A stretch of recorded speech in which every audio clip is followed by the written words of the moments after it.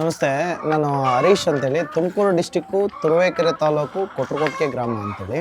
ನಾವೊಂದು ಸ್ಮಾಲ್ ನಾಟಿ ಕೋಳಿ ರೈತರು, ನಾಟಿ ಕೋಳಿ ಸಾಕಾಣಿಕೆ ರೈತರು. ನಮ್ಮಲ್ಲಿ ಆಲ್ಮೋಸ್ಟ್ ನೀವು ನೋಡೋದಾದರೆ ಪ್ಯೂರ್ ನಾಟಿ ಕೋಳಿ ಬಿಟ್ಟರೆ ಬೇರೆ ಇನ್ಯಾವುದೂ ಕೋಳಿಗಳು ನಮಗೆ ಸಿಗಲ್ಲ. ನಮ್ಮ ಫಾರ್ಮಲ್ಲಿ ನಾವು ಮೊಟ್ಟೆಗೋಸ್ಕರ ಮಾಡಿರೋದ್ರಿಂದ ನಮ್ಮಲ್ಲಿ ಕಾವೇರಿ ನಾಟಿ ಮತ್ತು ಸೊನಾಲಿ ನಾಟಿ 2 ಥರದ ಜಾತಿನ ಹಾಕೊಂಡಿದ್ದೀವಿ. ಮೊಟ್ಟೆಗಳು ಕಾವೇರಿ ನಾಟಿಗಳಾದರೆ ಒಂದು ವರ್ಷದಲ್ಲಿ 180ರಿಂದ 250 ಮೊಟ್ಟೆಗಳು ಕೊಡುತ್ತೆ. ಸೊನಾಲಿ ಆದರೆ 150ರಿಂದ 200 ಮೊಟ್ಟೆ ಕೊಡುತ್ತೆ. ಕೋಳಿಗಳ್ನ ಎಷ್ಟು ನೀಟಾಗಿ ನಾವು ಸಾಕ್ತೀವಿ, ಎಷ್ಟು ಆರೋಗ್ಯಕರವಾಗಿ ಸಾಕ್ತೀವಿ, ಅದ್ರ ಮೇಲೆ ಮೊಟ್ಟೆ ಎಷ್ಟು ಪ್ರೊಡಕ್ಷನ್ ಕೊಡುತ್ತೆ ಅನ್ನೋದು ಡಿಪೆಂಡ್ ಆಗಿರುತ್ತೆ. ನಾವು ಆಲ್ಮೋಸ್ಟ್ ಮ್ಯಾಕ್ಸಿಮಮ್ ಕಾವೇರಿ ನಾಟಿನ ನಾವು ನಮ್ಮ ಶೆಡ್ಡಲ್ಲಿ ನಾವು ಸಾಕ್ತಾ ಇದ್ದೀವಿ. ಒಂದು ಕೋಳಿ ಆಯಸ್ಸು ಅಂದರೆ ಸರ್ ನಾವು ಸಾಕೋದ್ರ ಮೇಲೆ ಡಿಪೆಂಡ್ ಆಗುತ್ತೆ. ಡೇ 1 ಮರಿ ತಂದರೆ 4.5 ತಿಂಗಳು ಮೊಟ್ಟೆ ಸ್ಟಾರ್ಟ್ ಆಗಿ ಸುಮಾರು ತುಂಬ ಚೆನ್ನಾಗಿ ಆರೋಗ್ಯ ಫುಡ್ಡು, ಆರೋಗ್ಯ ನೀರು ಕೊಟ್ಟು ಆಚೆಗಡೆ ಬಿಟ್ಟು ಮೇಯಿಸೋದ್ರಿಂದ ಸುಮಾರು 7.5ರಿಂದ 8 ತಿಂಗಳು ಮೊಟ್ಟೆ ಕೊಡುತ್ತೆ. ಅದಾದಮೇಲೂ ಮೊಟ್ಟೆ ಕೊಡುತ್ತೆ, ಕಡಿಮೆ ಕೊಡುತ್ತೆ. ನಾವು 1 ವರ್ಷದ ಮೇಲ್ಗಡೆ ಕಟಾವಿಗೆಲ್ಲ ಕೋಳಿಗಳನ್ನ ತಗೊಂಡ್ಬಿಡ್ತೀವಿ. ಮೊಟ್ಟೆ ನ್ಯಾಚುರಲಿ ಬೆಳಿಬೇಕಾದ್ರೆ ಯಾವ ಥರ ಏನು ಆಹಾರ ಕೊಡ್ತೀವಿ ಕೋಳಿಗೆ, ಶುದ್ಧ ನೀರು ಕೊಡ್ತೀವಿ ಅನ್ನೋದ್ರ ಬಗ್ಗೆ ನಾನು ನಿಮಗೆ ಒಂದು ವಿಚಾರ ತೋರಿಸ್ತೀವಿ. ನಮ್ಮ ಫಾರಮಿಗೆ ವಿಸಿಟ್ ಮಾಡೋಣ.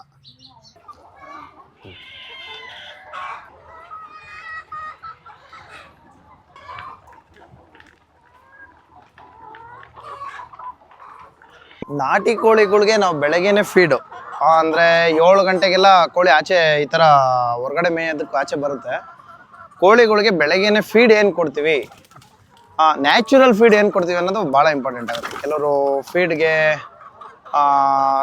ಕೆಲವೊಂದು ಕಂಪ್ನಿ ಫೀಡ್ಗಳನ್ನ ತಗೊಂಬಂದು ಕೊಡ್ತಾರೆ, ಹೆಸರು ಹೇಳೋದು ಬೇಡ.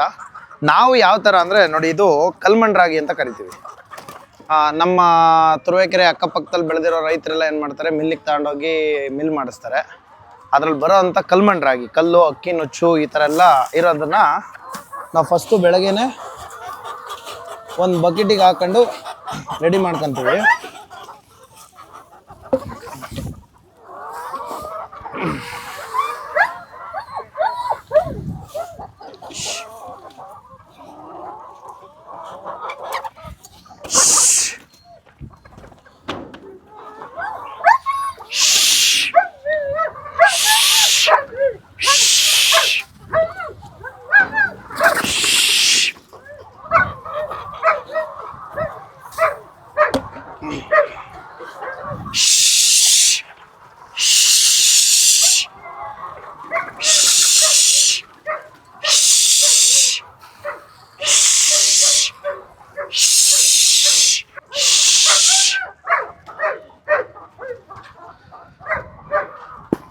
ಜೋಳ, ಸೋಯಾ, ಆಮೇಲೆ ಕಪ್ಪೆ ಚುಪ್ಪು, ಈ ಮೂರನ್ನು ಮ್ಯಾಶ್ ಮಾಡಿಸಿದ್ರೆ ಈ ಥರ ದಪ್ಪ ನುಚ್ಚಲ್ಲಿ ಮಾಡಿಸಿರ್ತೀವಿ.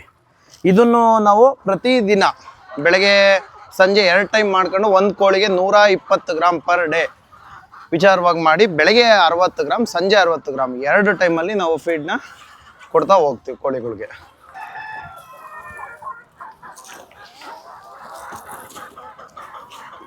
ತಮ್ಮ ಚೊಂಬು ಯೋಗಿ.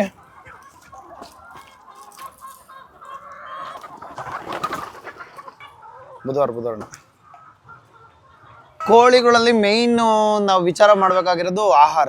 ಕೋಳಿ ಯಾವಾಗಲೂ ಕೇಳೋದು ಫುಡ್ಡು, ಶುದ್ಧ ಕುಡಿಯೋ ನೀರು, ಆಹಾರ. ಎರಡನ್ನು ನಾವು ನೀಟಾಗಿರೋದು ಕೊಡ್ತಾ ಇದ್ದೀವಿ ಅಂದರೆ ಕೋಳಿ ಆರೋಗ್ಯಕ್ಕಂತೂ ಸಮಸ್ಯೆ ಇಲ್ಲ.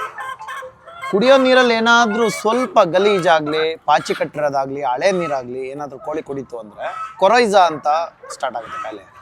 ಅದನ್ನು ನಿಯಂತ್ರಣ ಮಾಡೋಕ್ಕೆ ಸುಮಾರು ನ್ಯಾಚುರಲ್ ಫುಡ್ಗಳಿದ್ದಾವೆ. ಬೆಳ್ಳುಳ್ಳಿ ಕೊಡೋದಿರ್ಬೋದು, ಎಳ್ಳಿಕಾಯಿ ನೀರು ಕೊಡೋದಿರ್ಬೋದು, ಬೇವಿನ ಸೊಪ್ಪನ್ನ ಮೇಲ್ಗಡೆ ಸ್ಪ್ರೇ ಮಾಡೋದಿರ್ಬೋದು. ಈ ಥರ ಬಂದಿರೋ ಕಾಯಿಲೆಗಳನ್ನ ಗುಣಪಡಿಸ್ಕೊಳ್ಳೋಕ್ಕೆ ಅವಕಾಶ ನಮ್ಮ ಹತ್ರ ಐತೆ. ಫೀಡ್ ವಿಚಾರಕ್ಕೆ ಬಂದಾಗ ರಾಗಿ ನುಚ್ಚು, ಅಕ್ಕಿ ನುಚ್ಚು, ರಾಗಿ ಜಾಸ್ತಿ ಕೊಡಿ, ಅಕ್ಕಿ ಕಡಿಮೆ ಕೊಡಿ.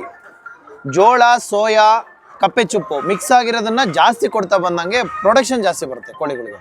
ಸೋಯದ ನುಚ್ಚು, ಜೋಳದ ನುಚ್ಚು, ಕಪ್ಪೆ ಚುಪ್ಪು, ಈ ಥರ ಇದನ್ನು ಮೂರನ್ನು ಮಿಕ್ಸ್ ಮಾಡೋದಕ್ಕೆ ಪರ್ ಕೆಜಿಗೆ 1 ರೂಪಾಯಿನ ಚಾರ್ಜ್ ಮಾಡ್ತಾರೆ ಮ್ಯಾಶ್ ಮಾಡಿಕೊಡೋದಕ್ಕೆ. ಇದನ್ನು ಮಿಲ್ಲಿಗೆ ಎಲ್ಲ ರೈತರ ಹತ್ರ ಈಗ ಜೋಳ ಖರೀದಿ ಮಾಡ್ತೀವಿ, ಸೋಯಾ ಒಂದು ಕಡೆ ತಗೊಂತೀವಿ, ಕಪ್ಪೆ ಚಿಪ್ಪು ಬೇರೆ ಒಂದು ಅಂಗಡಿಲಿ ಸಿಗುತ್ತೆ, ಅದನ್ನೆಲ್ಲ ತಗೊಂಬಂದು ಒಂದು ಮಿಲ್ ಇರುತ್ತೆ, ಮಿಲ್ಲಿಗೆ ಅದನ್ನ ಈ ಥರ ನುಚ್ಚು ಮಾಡಿ ಕೊಡೋದಕ್ಕೆ ₹1 ಚಾರ್ಜಸ್ ಮಾಡ್ತಾರೆ. ಈ ಥರ ದಪ್ಪಗೆ ನುಚ್ಚನ್ನ ಮಾಡಿಸ್ಕೊಂಬಂದು ಕೋಳಿಗಳಿಗೆ ಪ್ರತಿ ದಿವಸ ನಾವು ಬೆಳಗ್ಗೆ ಸಂಜೆ 120 ಗ್ರಾಮ್ ಪರ್ ಒಂದು ಕೋಳಿಗೆ ಲೆಕ್ಕಾಚಾರದಲ್ಲಿ ಬೆಳಗ್ಗೆ 60 ಗ್ರಾಮ್, ಸಂಜೆ 60 ಗ್ರಾಮು 2 ರೀತಿಯಲ್ಲಿ ನಾವು ಕೋಳಿಗೆ ಫೀಡ್ ಮಾಡ್ತೀವಿ. ಇದನ್ನ ಕೊಡೋದ್ರಿಂದ ಕೋಳಿಗಳಿಗೆ ಪ್ರೊಡಕ್ಷನ್ ಜಾಸ್ತಿ ಬರುತ್ತೆ. ಈಗ ಒಂದು 1000 ಕೋಳಿ ನಮ್ಮ ಹತ್ರ ಇದೆ ಅಂತ ಅಂದರೆ ಮಿನಿಮಮ್ 60 to 70% ಎಗ್ ಬರುತ್ತೆ. 1000 ಕೋಳಿಗೆ 600 ಇಂದ 700 ಬರುತ್ತೆ. ಡೇ 1 ತಂದು ಕೋಳಿನ ಚೆನ್ನಾಗಿ ಸಾಕ್ತಾ ಬಂದಾಗ 4.5 ತಿಂಗಳಿಂದ 5 ತಿಂಗಳು ಮೊಟ್ಟೆ ಸ್ಟಾರ್ಟ್ ಮಾಡುತ್ತೆ. ಒಂದು ಕೋಳಿ ಒಂದು ಮೊಟ್ಟೆ ಸ್ಟಾರ್ಟ್ ಆಗ್ತಿದ್ದಂಗೆ 5.5 ತಿಂಗಳಿಗೆ ಮೊಟ್ಟೆ ಸ್ಟಾರ್ಟ್ ಆಯ್ತು ಅಂದರೆ ದಿನಾ ಒಂದು ಮೊಟ್ಟೆ ಕೊಡಲ್ಲ ಕೋಳಿ. ಇವತ್ತು ಕೊಡುತ್ತೆ, ನಾಳೆ ಕೊಡುತ್ತೆ, ನಾಡ್ದು ಗ್ಯಾಪ್ ತಗೊಳುತ್ತೆ. ಅದಾದ್ಮೇಲೆ ಮತ್ತೆ 1 or 2 days ಮೊಟ್ಟೆ ಕೊಡುತ್ತೆ, ಮತ್ತೆ 1 2 to 3 days ಗ್ಯಾಪ್ ಕೊಡುತ್ತೆ. ಈ ಥರ ಪ್ರೊಸೆಸಿಂಗ್ ಸುಮಾರು 6 ಇಂದ 7 ತಿಂಗಳು ಕೋಳಿ ರೆಗ್ಯುಲರ್ ಆಗಿ ಆ ಕಾರ್ಯನ ನಿರ್ವಹಿಸಿ ನಮಗೆ ಮೊಟ್ಟೆ ಕೊಡುತ್ತೆ. ಈ ಮೊಟ್ಟೆ ಸ್ಟಾಪ್ ಆಯಿತು ಅಂತಿದ್ದಂಗೆ ಕೋಳಿನ ನಾವು ಕಟಿಂಗಿಗೆ ಕಳಿಸ್ಕೊಡ್ತೀವಿ. ಕಟಿಂಗಿಗೆ ಕೊಡಿಸ್ಬೇಕು ಅಂದರೆ ಕೋಳಿ ನ್ಯಾಚುರಲಿ ಬೆಳೆದಾಗ ಅಷ್ಟೇ ಆ ಕೋಳಿಗೆ ವ್ಯಾಲ್ಯೂ ಜಾಸ್ತಿ ಇರುತ್ತೆ. ಶೆಡ್ ಒಳಗಡೆನೆ ಕೋಳಿ ಬೆಳೆಯುತ್ತೆ, ಆಚೆ ಬಿಡಲ್ಲ, ಪಡಾಕಲ್ಲಿ ಬಿಡಲ್ಲ. ಕೋಳಿ ಏನಾದರೂ ಶೆಡ್ಡಲ್ಲಿತ್ತು ಅಂದರೆ ಮಾಂಸ ಅಷ್ಟು ಕ್ವಾಲಿಟಿ ಬರಲ್ಲ, ಸ್ವೀಟ್ ಬರೋ ಸ್ಟಾರ್ಟ್ ಆಗುತ್ತೆ. ಕೋಳಿ ಆದಷ್ಟು ಆಚೆ ಕಡೆ ಬಿಟ್ಟು ಮೇಯಿಸೋದ್ರಿಂದ ತುಂಬಾ ಉಪಯೋಗಗಳು ನಮ್ಗಿದಾವೆ. ಈಗ ಒಂದು ಕೋಳಿ ಮೊಟ್ಟೆ ಸ್ಟಾಪ್ ಆಯ್ತು ಅಂತಂದ್ರೆ ನಿಮ್ಗೆ ಹೆಂಗ್ ಗೊತ್ತಾಗುತ್ತೆ? ಇಷ್ಟೊಂದು ಕೋಳಿ ಇದಾವಲ್ವಾ, ಈ ಕೋಳಿ ಮೊಟ್ಟೆ ಕೊಡ್ತಿಲ್ಲ ಅಂತ ಹೆಂಗ್ ಗೊತ್ತಾಗುತ್ತೆ? ಈಗ ಪ್ರೊಡಕ್ಷನ್ ಕಮ್ಮಿ ಆಗುತ್ತೆ. ಈಗ ನಾವು ಪ್ರತಿದಿನ ನಮ್ಮ ಕೋಳಿ ಈಗ ಇಷ್ಟು ಕೋಳಿ ಇದಾವೆ, 750 ಕೋಳಿಲಿ ದಿನ ಡೇಟ್ ಬರ್ದು ಮೊಟ್ಟೆನ ಕೌಂಟ್ ಮಾಡ್ತಾ ಇರ್ತೀವಿ. ಇವತ್ತು ದಿನ 410 ಮೊಟ್ಟೆ ಬಂದಿದೆ. ಇವತ್ತು 12/25 410 ಮೊಟ್ಟೆ ಬಂದಿದೆ. ನಾಳೆ 13ನೇ ತಾರೀಕು ಎಷ್ಟು ಬಂತು, 14ಕ್ಕೆ ಎಷ್ಟು ಬಂತು, ದಿನಗಳು ಕಳೆದಂಗೆ ಪ್ರತಿ ದಿನ ನೋಟ್ ಮಾಡ್ತೀವಿ. ನಮ್ಗೆ ಕೋಳಿಗಳಲ್ಲಿ ಮಿನಿಮಮ್ 30% ಮೊಟ್ಟೆ ಬರುತ್ತೆ. 1000ಕ್ಕೆ 300 ಮೊಟ್ಟೆ ಬರ್ತಾ ಇತ್ತೆ ಅಂದಾಗ ಕೋಳಿ ಪ್ರೊಡಕ್ಷನ್ ಕಡಿಮೆ ಆಗಿದೆ. ಈಗ ನಾವು ಈ ಕೋಳಿನ ಆರಾಮಾಗೆ ಕಟಿಂಗ್ಗೆ ಕೊಡ್ಬೋದು ಅನ್ನೋದು ನಮ್ಗೊಂದು ಐಡಿಯಾ ಬರುತ್ತೆ.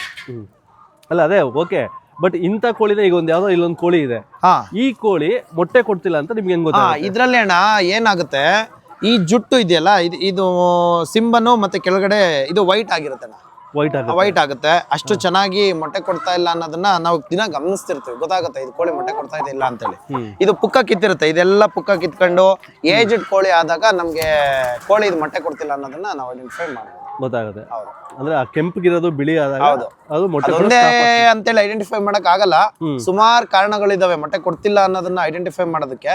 ಅದರಲ್ಲಿ ನಾವೊಂದು ಕಂಡಿಡ್ಕೊಬೋದು. ನಾವ್ ಇಷ್ಟು ಚೆನ್ನಾಗಿ ಫೀಡು ನೀರ್ನ ಕೊಟ್ಟಾದ್ಮೇಲೆ ಪ್ರೊಡಕ್ಷನ್ ಮೊಟ್ಟೆ ಯಾವ ತರ ಇಡುತ್ತೆ ಕೋಳಿ ಅನ್ನೋದನ್ನ ನೋಡೋಣ ಬನ್ರಿ. ನಮ್ಮ ರೈತರು ಸುಮಾರು ತರ ಮೊಟ್ಟೆಗಳನ್ನ ಇಡಿಸ್ಕೊಳೋದಕ್ಕೆ ಮಾಡ್ಕೊಂಡಿರ್ತಾರೆ. ನನಗೆ ಫ್ರೀ ಆಫ್ ಕಾಸ್ಟ್ ಅಲ್ಲಿ ಸಿಕ್ಕಿದ್ದು ಈ ತರ ಒಂದು ಗುಜರಿಲಿ ಕಬ್ಬಣದ್ದು ಜಾಲ್ ಸಿಕ್ಕಿತ್ತು. ಆ ಜಾಲಲ್ಲಿ ಕೋಳಿಗಳು ನೋಡಿ ಈ ತರ ಒಳಗಡೆ ಹುಲ್ಲು ಹಾಕಿರ್ತೀವಿ. ಈ ಹುಲ್ಲು ಹಾಕಿದಾಗ ನಮ್ಮ ಕೋಳಿ ಈಗ ಮೊಟ್ಟೆ ಕುಂತಿದೆ. ಈಗ ಇದನ್ನ ತೆಗೆದ್ರೆ ಪ್ರತಿ ಕೋಳಿಗಳು ಇದ್ರೊಳಗಡೆ ಬರ್ತವೆ ಮೊಟ್ಟೆ ಕೊಡೋದಕ್ಕೆ.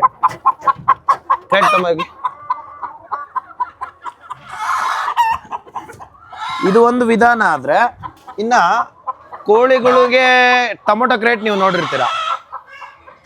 ಟೊಮೊಟೊ ಕ್ರೇಟ್ಗಳನ್ನ ಹಿಂಗೆ ಏಕ ಜೋಡಿಸಿದೀವಿ. ಈ ತರ ಏಕ ಹಿಂಗೆ ಜೋಡಿಸಿದಾಗ ಕೋಳಿಗಳು ಪ್ರತಿ ಸಲ ಬಂದು ಮೊಟ್ಟೆಗೆ ಕುಂತ್ಕೊಂತವೆ ಪ್ರತಿದಿನ. ಎಲ್ಲ ಕರೆಕ್ಟಾಗಿ ಅದ್ರೊಳಗಡೆ ಮೊಟ್ಟೆ ಇಡ್ತಾವ ಓಣ. ಎಲ್ಲ ಆಲ್ಮೋಸ್ಟ್ 100ಕ್ಕೆ 70% ಕೋಳಿಗಳೆಲ್ಲ ಇದ್ರೊಳಗೆ ಮೊಟ್ಟೆ ಇಡ್ತವೆ. ಇನ್ನ ಕೆಲವೊಂದು ಕೋಳಿಗಳು ಆಚೆ ಹೋಗಿ ಮೊಟ್ಟೆ ಇಕ್ಕದು ಉಂಟು.